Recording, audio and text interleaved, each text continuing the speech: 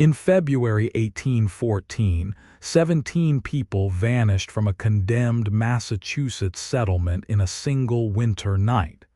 No bodies, no tracks in the snow, no explanation. When authorities finally reached the abandoned village weeks later, they found something that made them seal the official reports for over a century. What they discovered in those frozen cellars wasn't just death. It was something the Commonwealth of Massachusetts wanted erased from history entirely. Cape Ann, Massachusetts, 1810. While prosperous Gloucester thrived along the harbor with its fishing fleets and merchant ships, 8 miles inland sat a place locals refused to name in polite company. They called it Dogtown, not because of stray animals, but because that's all they believed lived there anymore. Dogs and women who might as well be. The settlement started respectably enough back in the 1690s. Colonial families built homesteads on the interior highlands, away from potential naval attacks during the constant wars with France. Stone foundations, hand-hewn beams, proper Christian homes. But when peace came and the coast proved safe, those families moved down to the harbor where money could be made. They left behind their aging relatives, their widows, their unmarried daughters, the ones who had nowhere else to go.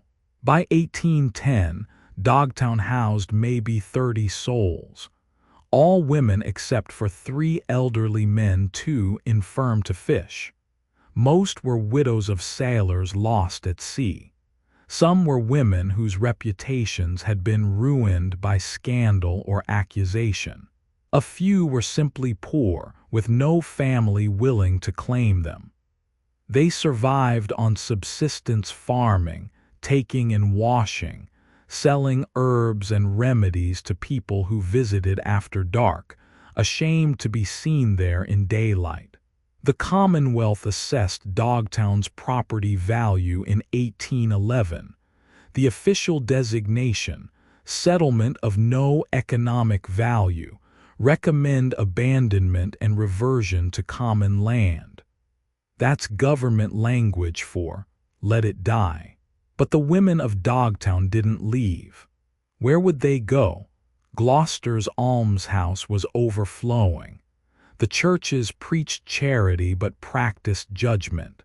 These women had learned to survive in the margins, and they intended to keep surviving, even as their numbers dwindled each winter. Then came the winter of 1813 to 14, the coldest anyone could remember. The year without a summer would come later in 1816, but this winter seemed to preview that apocalypse. Temperatures stayed below freezing from December through March. Snow piled 6 feet deep in the highlands. The few paths connecting Dogtown to Gloucester became impassable by late January. 17 women remained in Dogtown that February. Their names were recorded in Gloucester's parish records, though someone tried to scratch them out decades later. We know this because a historian named Samuel Rhodes Jr. copied those records in 1878 before they were accidentally destroyed in a church fire in 1881. The oldest was Judith Rhines, 74, called Queen of Dogtown, with venom by townspeople who claimed she could curse your cattle with a glance. The youngest was Molly Stevens, 19, whose merchant father had disowned her when she refused an arranged marriage. Between them, 15 other women whose stories had been deliberately forgotten. Before we dig into what really happened during those final weeks in Dogtown, if you're fascinated by the historical mysteries that America tried to bury, hit subscribe. Only about 3% of people watching actually subscribe, but you'll become part of the community uncovering these lost stories. Drop a comment and let me know where you're watching from. Trust me, you'll want to follow what comes next. Now let's go back to February 1814, the surface deception. According to Gloucester's official records, Dogtown simply ceased to exist in early 1814. No dramatic event, no catastrophe, just a natural conclusion to a settlement that had outlived its purpose. The parish noted that the remaining inhabitants have departed or perished individually through natural causes befitting their circumstances. That language, natural causes befitting their circumstances. Remember that phrase. The respectable story went like this. Winter hit hard. The old settlement, already barely functional, couldn't sustain itself. The women either died quietly in their homes or managed to relocate to relatives elsewhere. By spring, when paths became passable again, Dogtown stood empty. A sad but inevitable end to a place that never should have existed in the first place. Gloucester's merchants and ministers seemed eager to accept this story. Perhaps relieved. Dogtown had been an embarrassment, a reminder of how the community treated its most vulnerable. Better to let it fade away quietly than examine why 17 impoverished women had been left to freeze on the highlands, while the churches collected offerings for missions in Africa. But there were problems with the official story from the very beginning, problems that people noticed but chose not to discuss publicly. First, the timing. All 17 women supposedly died or left during the exact same narrow window in mid-February. Not gradually through the winter, but all at once. What are the odds? Second, the silence. Dogtown was only 8 miles from Gloucester. Sound carried across those highlands, especially on cold, still nights. Yet no one in the surrounding area reported hearing anything unusual that February. No screams, no bells ringing in distress, no signs of fire or alarm, just silence and then emptiness. Third, the belongings.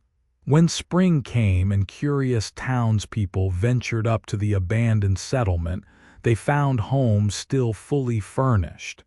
Beds made, dishes on tables, personal items sitting where they'd been left. One witness, Thomas Dresser, wrote in his diary, "It appeared they had stepped out momentarily and intended to return. Even the poorest keeps something to pawn in hard times." These women left everything. But the most unsettling detail was this. Someone had barred all the doors from the outside. Every single dwelling in Dogtown had been sealed shut using exterior timber bars nailed across the door frames. Not from inside, as you'd expect if the inhabitants had secured their homes before leaving.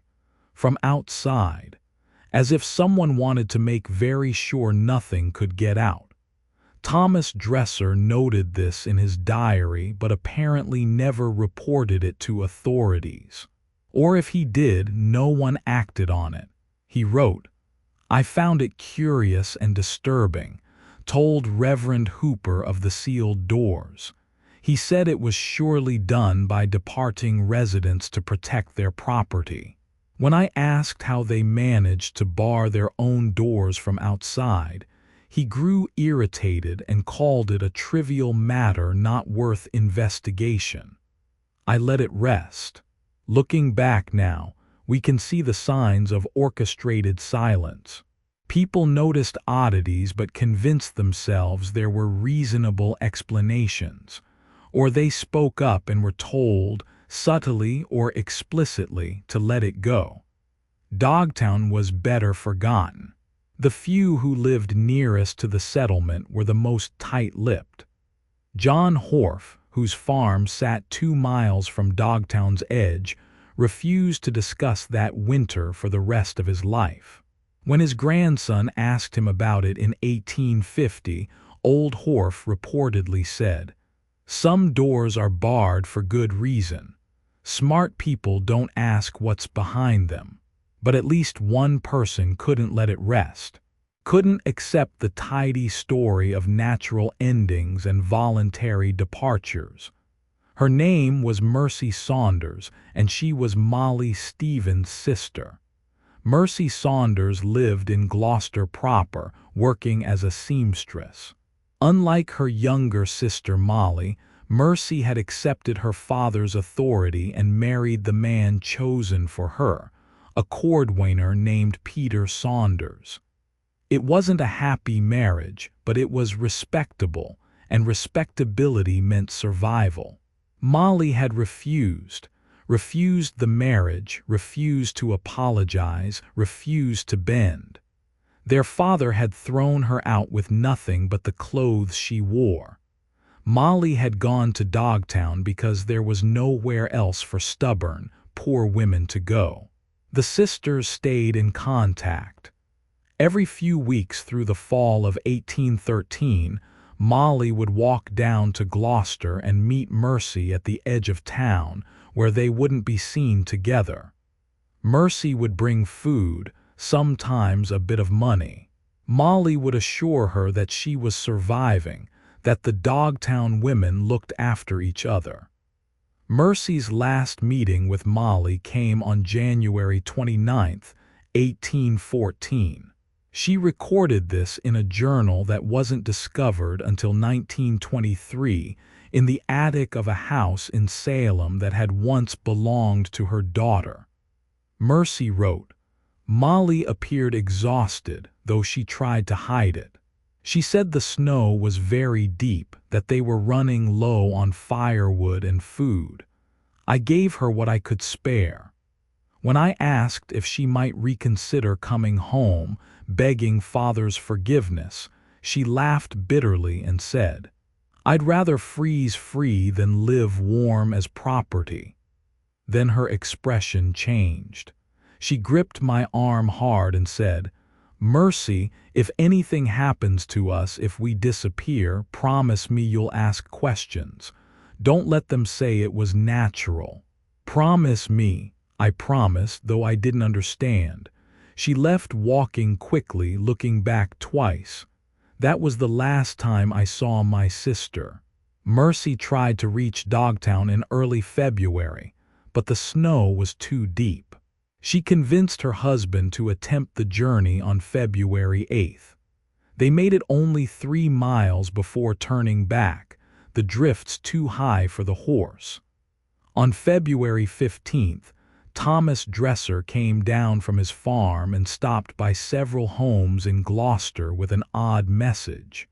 Anyone with business in Dogtown should attend to it soon. Settlements being cleared out.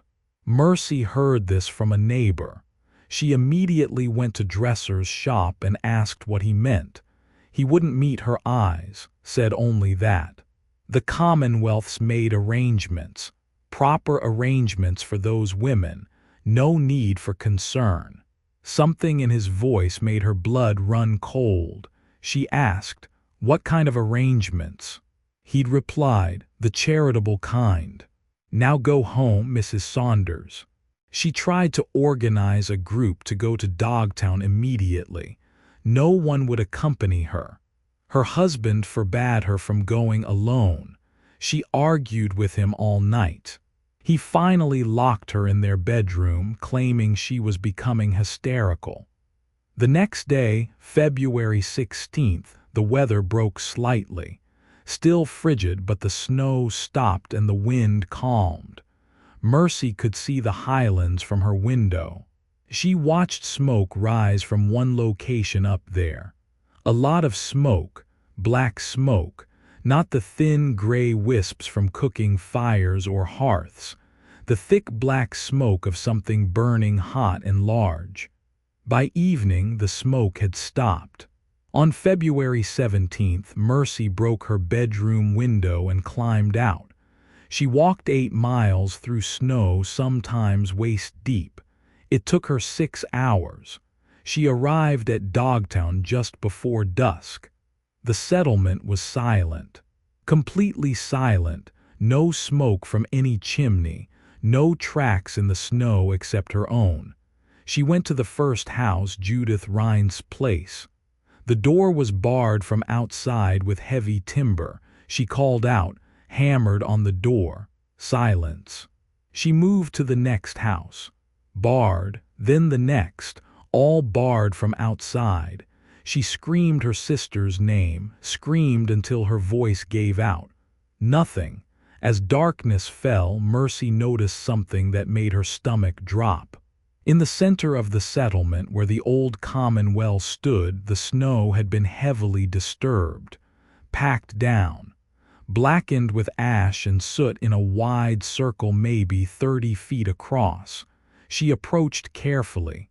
The well had been filled in, deliberately, with stones and earth and something else, something that had been burned first.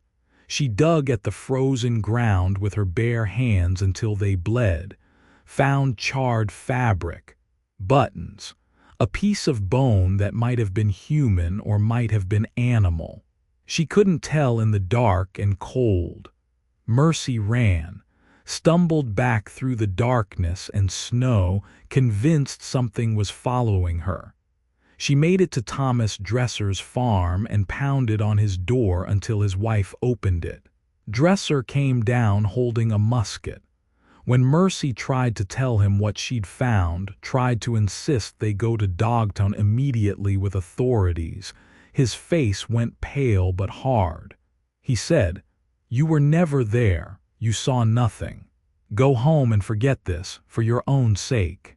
His wife, standing behind him, had tears running down her face but said nothing. Mercy went to the constable the next morning. The constable, a man named William Parsons, listened to her story with increasing discomfort. When she finished, he said he would investigate. He asked her to return home and speak to no one about this until he'd looked into the matter. She never heard from him again. When she went back to his office 3 days later, he claimed he'd been to Dogtown, found it abandoned naturally, saw nothing suspicious. The barred doors, he said he'd seen no such thing. The filled well. An old well, long since abandoned, filled in years ago. When Mercy insisted she'd just been there, that she knew what she'd seen, Constable Parsons leaned forward and said quietly, "Mrs. Saunders, are you aware of the laws regarding women who make false accusations? Women who slander respectable men with wild tales? Women who abandon their husbands and run around the countryside making public disturbances?" The threat was clear. She could be committed to an asylum. She could be charged with criminal slander. Her respectable marriage could be annulled, leaving her destitute like the Dogtown women. She went home. She wrote everything in her journal and hid it. And then she stayed silent for 34 years. If this is already disturbing you, wait until you hear what was finally uncovered in 1848. What Mercy Saunders learned that made her break her silence even though she knew it would destroy her. If you're as invested in finding the truth as Mercy was, hit that like button. Let's uncover this together. What investigators finally found in Dogtown didn't just explain the disappearances.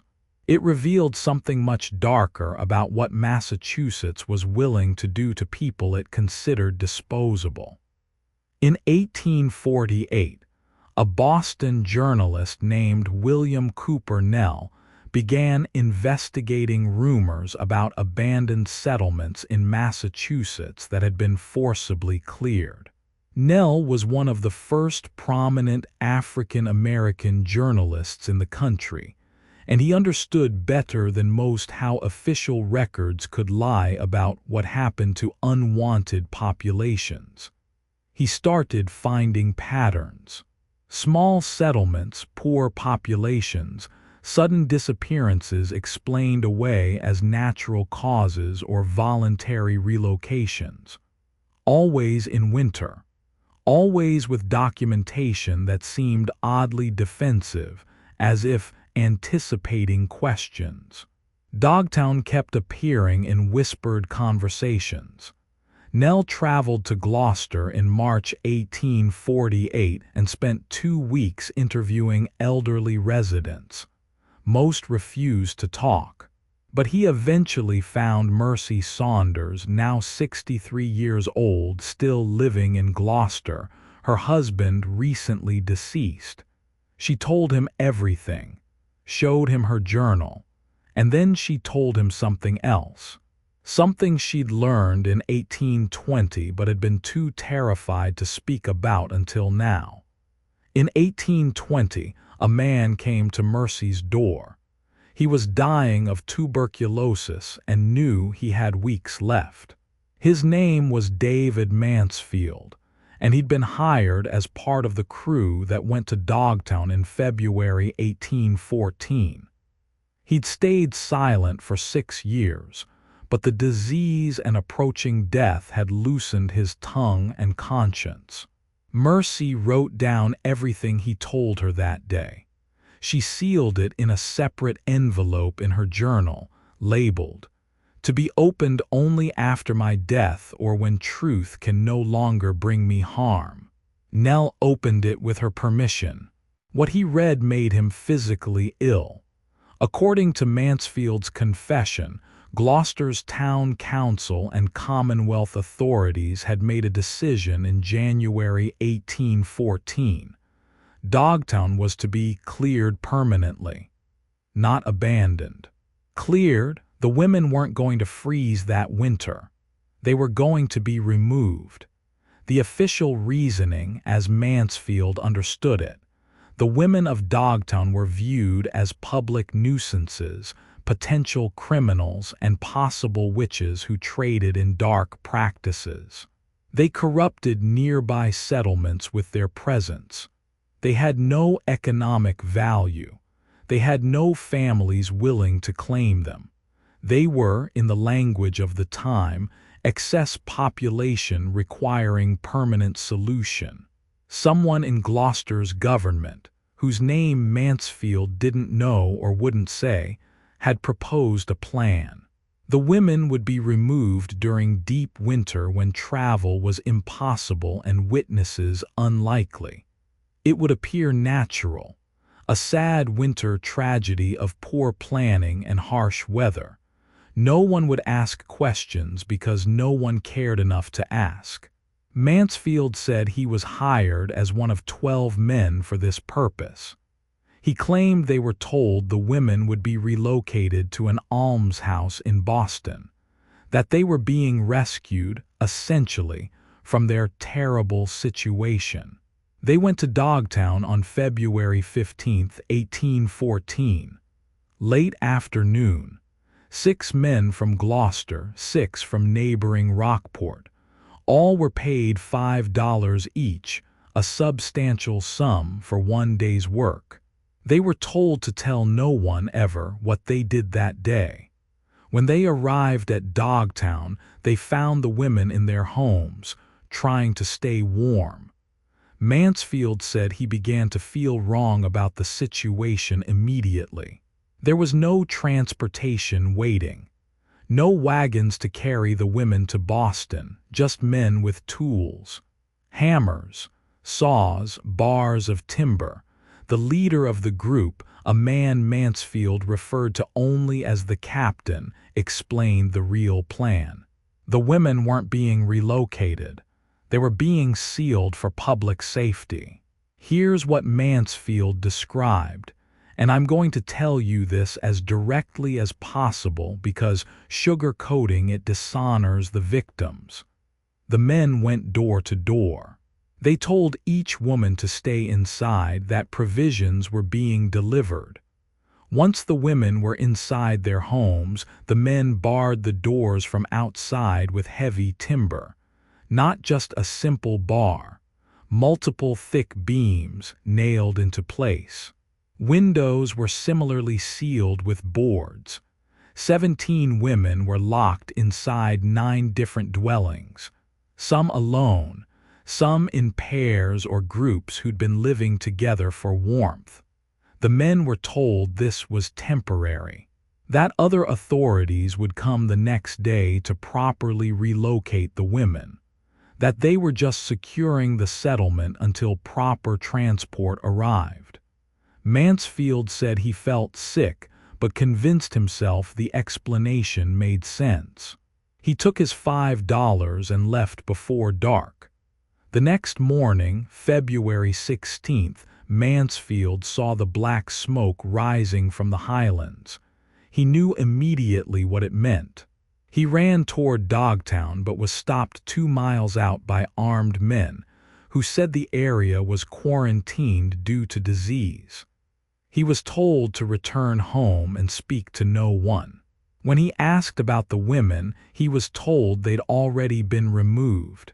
The smoke was just old structures being burned as a health precaution. Mansfield didn't believe it. He waited until after dark and went back to Dogtown, approaching through the woods. What he saw haunted him until his death. The structures were still standing, not burned, but smoke rose from the old common well in the center of the settlement.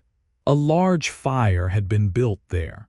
Several men worked around it, including the same captain who'd led the previous day's work.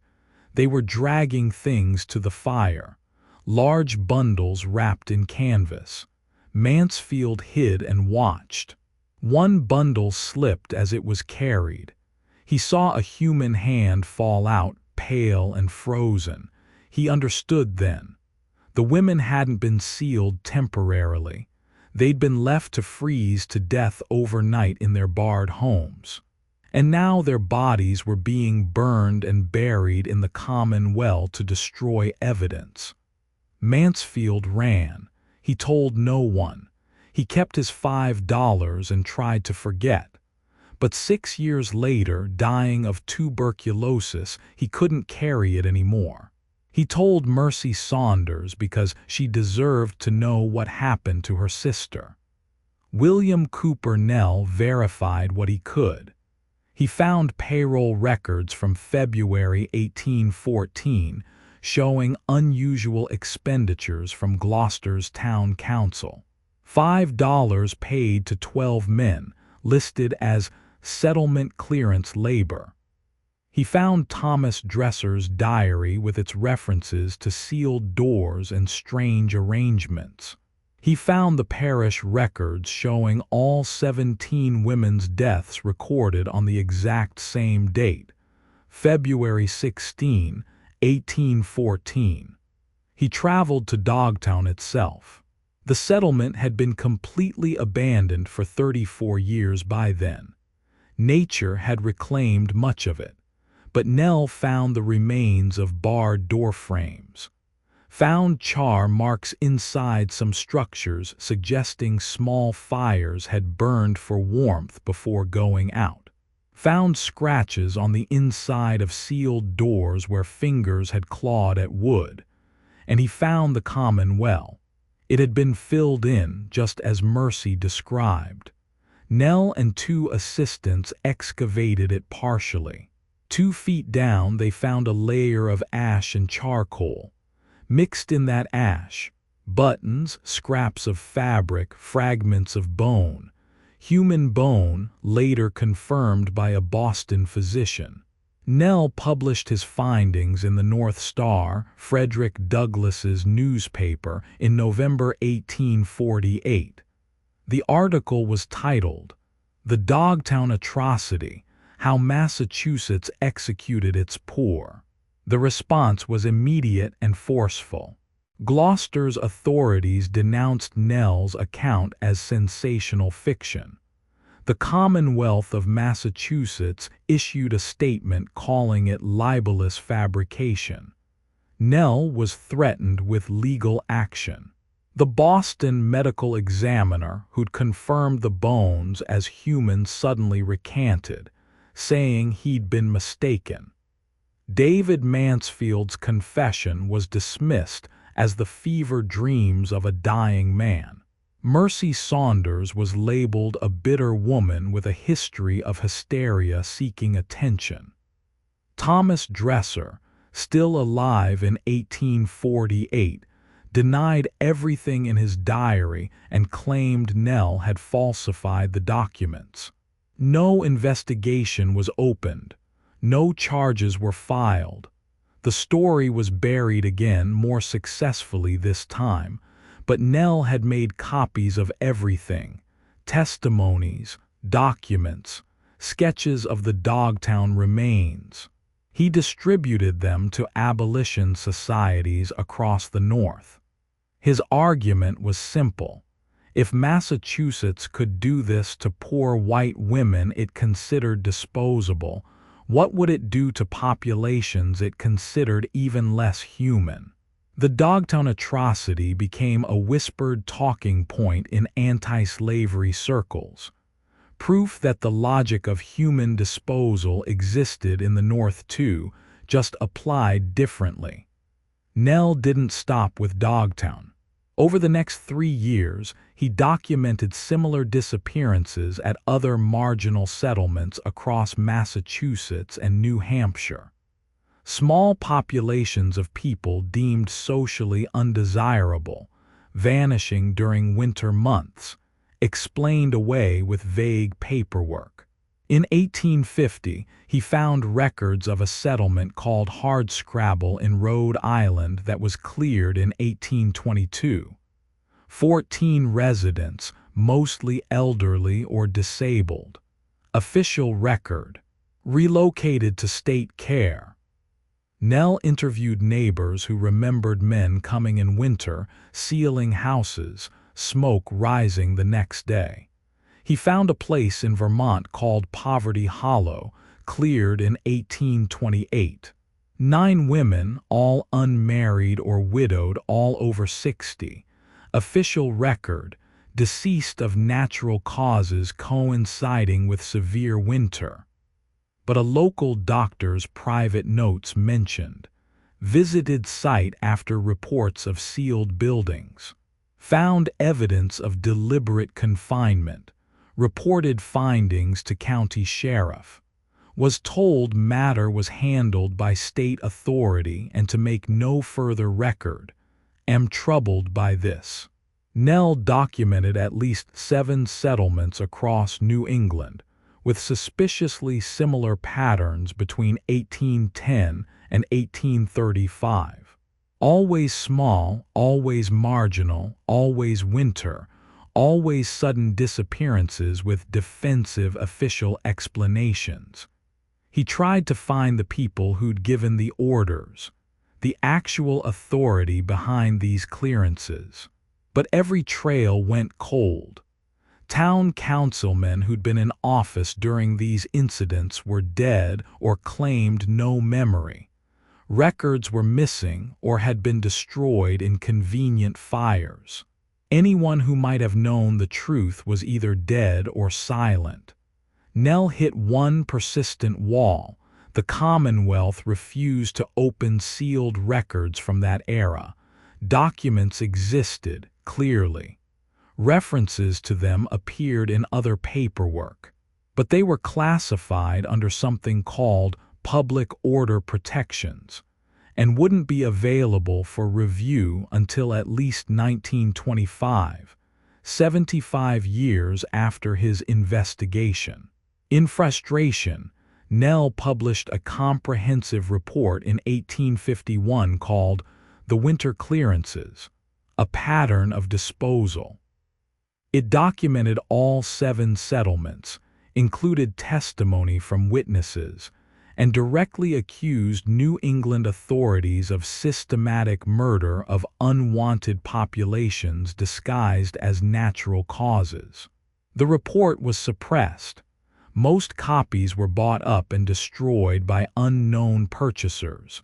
Newspapers that initially planned to review it suddenly declined. Nell found himself increasingly isolated. Even fellow abolitionists started distancing themselves, worried his conspiracy theories damaged the credibility of their cause. By 1852, Nell stopped investigating the clearances. Not because he'd given up believing, but because every door had been closed. He'd done what he could to document the truth. Now it would be up to future generations to decide whether to believe it. Nell died in 1874, his winter clearances report largely forgotten. Only a handful of copies survived, preserved by his family and a few supporters who'd believed him. One of those supporters was Samuel Rhodes, Jr., a Gloucester historian. Rhodes had been a young man when Nell's investigation made headlines. He dismissed it at the time as sensationalist nonsense. But as he aged and began his own historical research, he kept finding odd gaps in Gloucester's records from the early 1800s. References to events that had no details. Names that appeared and disappeared. Expenditures with vague explanations. In 1876, Rhodes began quietly investigating Dogtown's history. He interviewed some of the oldest residents of Gloucester, people who'd been children in 1814. Most said they remembered nothing or wouldn't talk, but a few on their deathbeds told him things. One woman, 93 years old, dying of pneumonia, told Rhodes, "My father was one of the men who went up there that winter. He came home strange, wouldn't talk about it, drank himself to death within 5 years. Before he died, he told my mother he could still hear them calling from inside those houses, begging. My mother said he was mad with drink. But I remember how he'd wake up screaming. I remember." Another elderly man told Rhodes, "I was 12. My uncle came to our house that night, the night of the smoke. He was crying and praying. He told my father they'd murdered those women, said God would punish Gloucester. My father hit him and told him never to speak such lies, but I heard it. I've never forgotten." Rhodes documented these testimonies, added them to his comprehensive history of Cape Ann. But when he submitted his manuscript to publishers in 1878, he was told the Dogtown sections needed to be removed. Too controversial. No evidence. Potential libel. Rhodes removed most of it, but he kept his full notes. And he added one cryptic paragraph to his published history. The final abandonment of Dogtown in 1814 remains a subject of local legend and dispute. Official records indicate a natural depopulation. Other accounts suggest darker circumstances. The truth, like the settlement itself, is now buried beneath time and deliberate forgetting. That was as close as anyone got to officially acknowledging what happened for nearly a century. The full truth of what happened in Dogtown is almost too disturbing to believe. That a Commonwealth government could systematically murder its own citizens and cover it up for generations. Share this before someone decides this story should stay buried. You're part of the few who now know the real story. Let's make sure it's not forgotten again. No one was ever charged with any crime related to Dogtown. No investigation was ever officially opened. No remains were ever officially exhumed or identified. The Commonwealth of Massachusetts never acknowledged any wrongdoing. the sealed records that William Cooper Nell tried to access. They were supposed to be opened in 1925. When researchers finally got access, they found that specific files related to settlement clearances and population management from 1810 to 1835 had been destroyed in 1897. Official reason: water damage necessitated disposal of damaged documents. Very selective water damage. Records from the same years about tax collections, ship registrations, and property transfers survived just fine. Only the documents about marginal settlements and their inhabitants were gone. Gloucester never erected a memorial to the Dogtown women.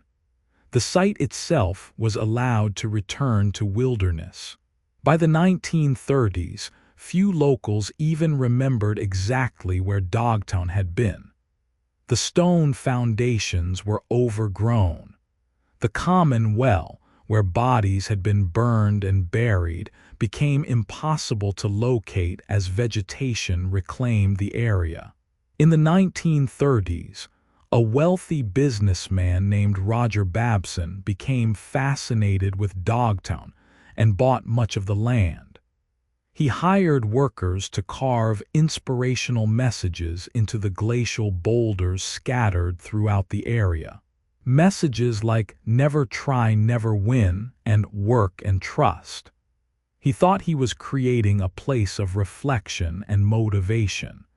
He had no idea he was placing cheerful slogans over what was essentially an unmarked mass grave.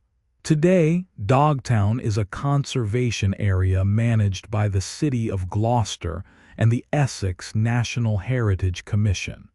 It's popular with hikers and nature enthusiasts.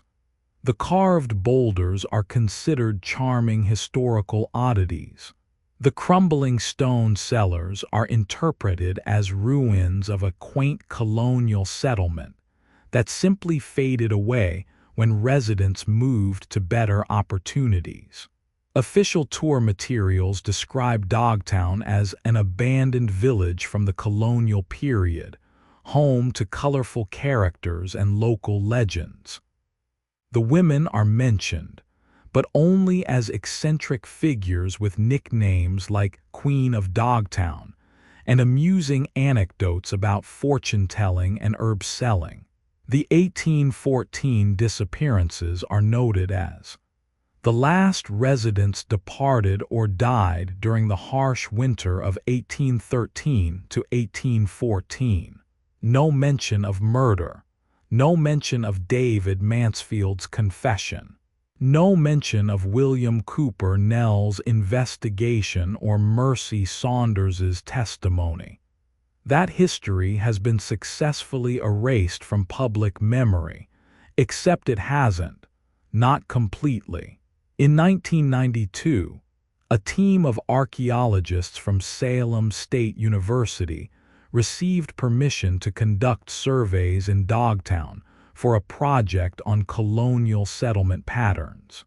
They used ground-penetrating radar around the area where the old common well was believed to have been.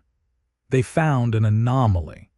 A filled shaft approximately 15 feet deep, containing what the radar suggested was a high concentration of dense material mixed with soil. The composition was consistent with ash, charcoal, and calcified organic matter. The archaeologists applied for permission to excavate. Permission was denied. Official reason: potential disturbance to protected conservation land. They appealed. Denied again. One of the archaeologists, Dr. Patricia Crane, wrote in a professional journal, "We identified what may be a significant burial site associated with the documented disappearances of 1814. The site's characteristics are consistent with historical accounts of mass disposal. Our request to investigate further was denied without substantive explanation. We are troubled by this decision and believe it represents a lost opportunity for historical truth and appropriate memorialization of potential victims. No further investigation was allowed. The site remains undisturbed. As for the people who ordered and carried out the clearance, they lived their lives without consequence.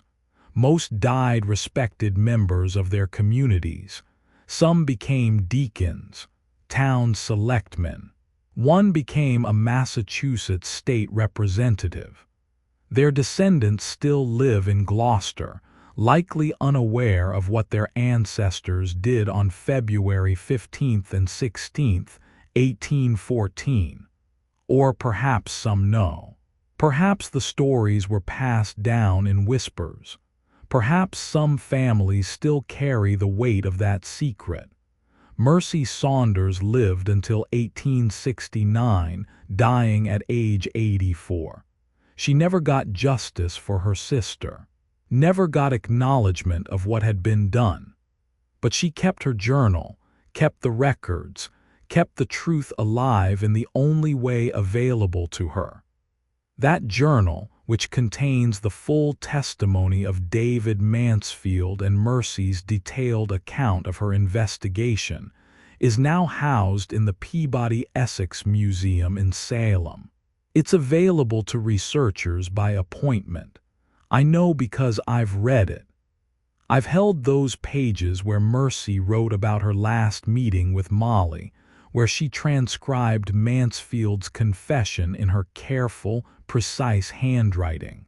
On the final page, Mercy wrote, "I do not expect justice in this life, perhaps not in any life, but I will not allow my sister and those women to be forgotten as if they never existed, as if their deaths meant nothing. Someone must remember, someone must say their names." Then she listed all 17 names. Judith Rhines, age 74. Ruth Pinson, age 68. Easter Carter, age 65. Becky Rich, age 61. Luce George, age 58. Molly Jacobs, age 56. Sarah Phipps, age 52. Tammy Younger, age 51. Peg Wesson, age 47. Phoebe Day, age 44. Abigail Wharf, age 42. Hannah Church, age 38. Ruth Stanley, age 34. Comfort Stevens, age 28. Sally Cook, age 25. Marjorie Tucker, age 21. Molly Stevens, age 19. 17 women who survived poverty, judgment, isolation, and abandonment, only to be murdered by the government that should have protected them.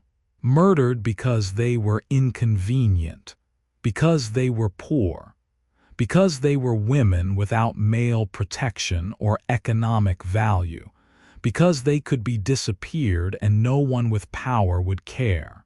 The Dogtown clearance reveals something uncomfortable about how societies deal with people they consider disposable. It's easy to dismiss this as something that happened in a different time, with different values. But the logic hasn't changed much. The questions remain the same. Who has value? Who deserves protection? Who can be sacrificed for the convenience of others? Massachusetts in 1814 decided that 17 poor women had no value worth preserving. The decision was made quietly, executed efficiently, and covered up thoroughly. It worked because the victims had no one with power to advocate for them, no wealthy family, no influential connections, just each other, and that wasn't enough. The story was buried because acknowledging it would have meant acknowledging a systematic failure of humanity and governance. Easier to call it natural causes. Easier to let Dogtown fade into legend and joke. The village of outcasts where crazy old women lived in poverty. Except they weren't crazy. They were survivors. They were women who'd been pushed to the margins by circumstances or choices, who built a community in the only space society allowed them. They kept each other alive through hard winters and harder judgment, until the winter when even that wasn't allowed anymore. What's most disturbing isn't just that it happened, it's that it almost worked. The cover-up was nearly perfect. If not for Mercy Saunders' stubborn refusal to forget her sister, if not for William Cooper Nell's determination to document uncomfortable truths, if not for a few guilty consciences that couldn't stay quiet, this would have been completely erased. And how many other Dogtowns were there? How many other settlements were cleared with no Mercy to remember, no Nell to investigate, no deathbed confessions? We know of 7 suspected cases. How many more succeeded in staying buried? The pattern Nell identified, the winter clearances of marginal populations deemed socially and economically worthless, represent something more than isolated incidents. It suggests a systematic approach to dealing with people who didn't fit into the productive, respectable society being built in early America. We like to think of early American history as a story of freedom and opportunity, and for some it was.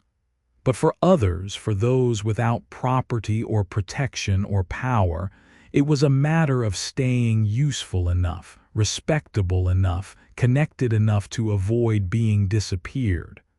The Dogtown women failed at that, not because they did anything wrong, but because they existed in a way that was inconvenient. They were poor in a society that valued wealth. They were independent in a society that expected female submission. They were visible reminders of how the community treated its vulnerable, and that was uncomfortable. So they were removed. What's changed? We don't seal people in buildings and burn their bodies anymore. The methods have become more sophisticated, more bureaucratic, more diffuse. But the basic calculation of who matters and who doesn't, who deserves protection and who can be sacrificed, that's still being made every day in policy decisions that determine who gets resources, who gets care, who gets remembered. Dogtown matters because it strips away the comfortable myths. It shows that the brutality we associate with other times and places existed here too. That ordinary people participated in atrocity when it was framed as solving a problem. That authority could murder citizens and face no consequences if those citizens had no power. It matters because the victims almost succeeded in being forgotten, almost became just colorful legends in a quaint ghost town story, almost had their truth buried so deep it would never resurface. But Mercy Saunders wouldn't let her sister be forgotten. She kept the truth alive in hidden journals and sealed testimony.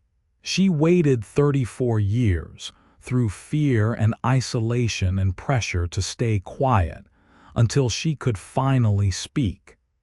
That act of memory, that refusal to let the dead be erased, that's what prevents complete victory of those who wanted Dogtown buried. The 17 names Mercy listed still exist. The testimony still exists.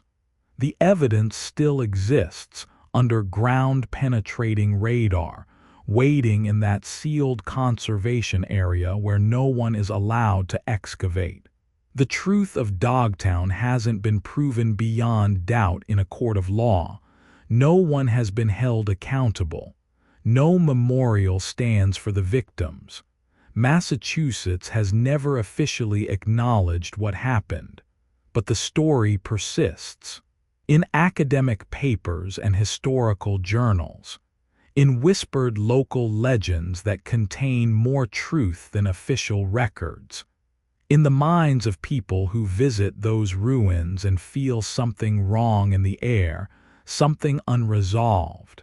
Dogtown remains unquiet.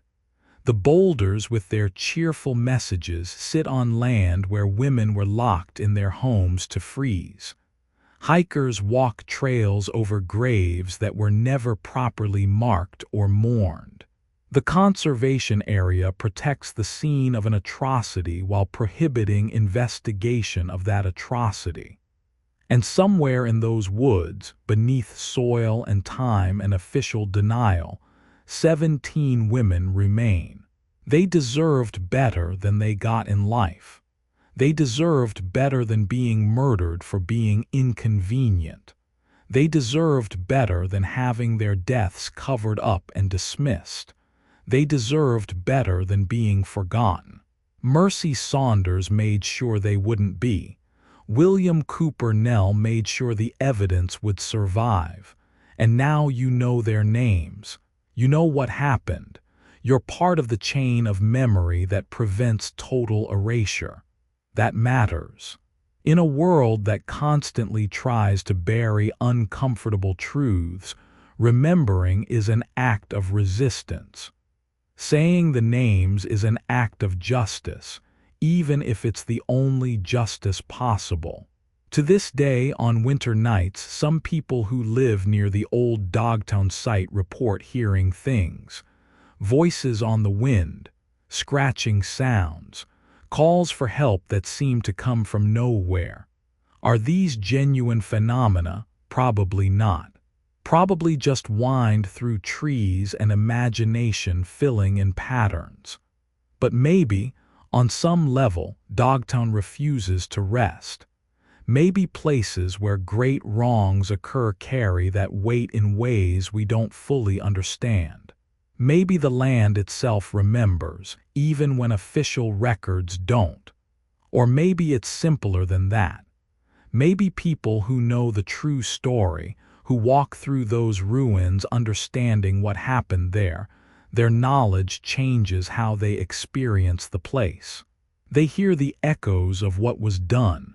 They feel the presence of the erased. Either way, Dogtown won't be forgotten now. The story is out there, in archives and articles and investigations like this. The truth has survived multiple attempts to bury it. And it will continue to survive because people like Mercy Saunders, people like you watching this now, refuse to let it die. The Commonwealth of Massachusetts may never officially acknowledge the Dogtown atrocity. The mass grave may never be properly excavated, and the victims may never be formally identified. Justice in any conventional sense is impossible. Everyone responsible has been dead for over a century. But we can do what Mercy Saunders did. We can refuse to forget. We can say their names. We can acknowledge that 17 women were murdered by their own government in 1814, and that this truth was suppressed for generations. We can recognize Dogtown not as a quaint ghost town story, but as a crime scene. A place where the vulnerable were eliminated when they became inconvenient, and where that elimination was sanctioned by authority and hidden by official records. We can ask uncomfortable questions about who we consider disposable today, who we're willing to let fall through the cracks, who we're willing to forget. Because the logic of Dogtown didn't die in 1814. It's still with us, dressed in different language, operating through different systems, but making the same calculations about whose lives matter and whose don't. Remembering Dogtown isn't just about honoring the dead, though it's certainly that. It's about recognizing patterns that persist. It's about seeing clearly how societies eliminate people they don't want to deal with, and how those eliminations get explained away or forgotten. It's about making sure that when someone like Mercy Saunders insists something wrong happened, someone believes her.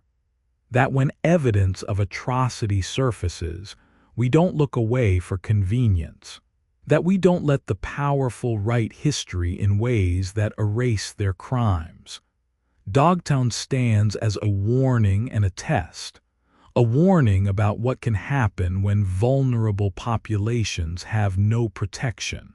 A test of whether we're willing to face uncomfortable truths about our history. Massachusetts has failed that test so far.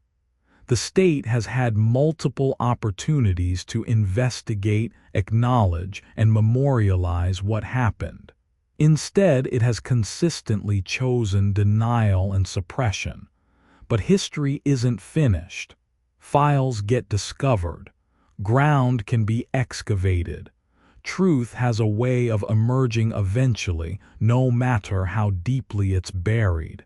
Maybe one day, proper archaeological investigation will be allowed at the Dogtown burial site. Maybe one day, the Commonwealth will acknowledge what happened and create an appropriate memorial. Maybe one day, the 17 women will be honored instead of erased. Until then, we have Mercy Saunders' journal. We have William Cooper Nell's investigation.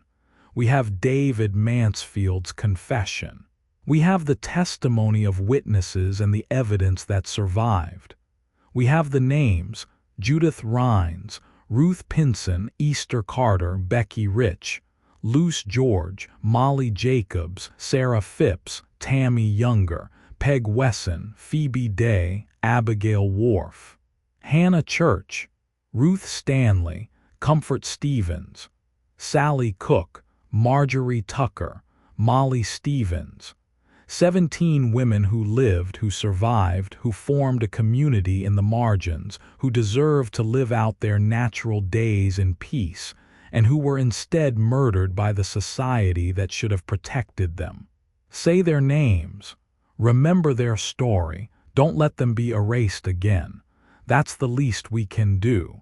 And maybe, somehow, it's enough to tip the scales slightly toward justice, even generations too late. The truth about Dogtown challenges everything we believe about justice, history, and who gets remembered. If stories like this fascinate and disturb you, subscribe, because there are more buried truths that need uncovering. What do you think really happened in Dogtown? Could something like this happen today? Drop your thoughts in the comments. The more we discuss these hidden histories, the harder they are to bury again.